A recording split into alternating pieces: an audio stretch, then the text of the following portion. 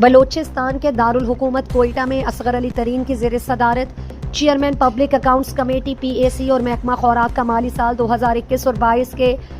Appropriation accounts اور 2022 اور 23 کے لیے آڈٹ پیراز کی جانچ پڑتال کے لیے اجلاس منعقد ہوا۔ چیئرمین اصغر علی ترین نے زور دے کر کہا کہ کمیٹی کوئی عوام کے پیسوں کو ضائع کرنے پر کوئی کسر نہیں چھوڑے گی، اس بات کو یقینی بنائے گی کہ ہر محکمے کا آڈٹ کیا جائے گا اور اسے جواب دہ ٹھہرایا جائے گا۔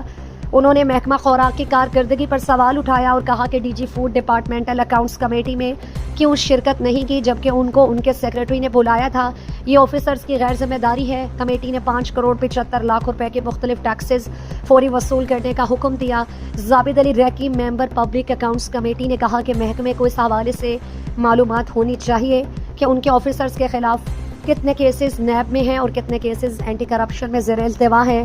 محکمے نے دعویٰ کیا کہ گندم واپس کر دی گئی لیکن ملازم کی تنخواہ سے صرف 10,000 روپے ماہانہ کٹوتی کی گئی جس سے نقصانات کا ازالہ ہو رہا ہے۔ اس پر فضل قادر ممبر PAC نے کہا کہ تنخواہ سے ایسے وصولی ہرگز نہیں کی جا سکتی، یہ انتہائی نامعقول رقم ہے جبکہ ریکوری بہت بڑی رقم ہے، متعلقہ شخص کو بڑی رقم ادا کرنی ہے۔ اجلاس میں فضل قادر مندوخیل اور دیگر ممبرز اور DG آڈٹ شجاع علی، AG بلوچستان نصر اللہ جان، سیکرٹری محکمہ خوراک Muzaffar Zeeshan Lehri, additional secretary PAC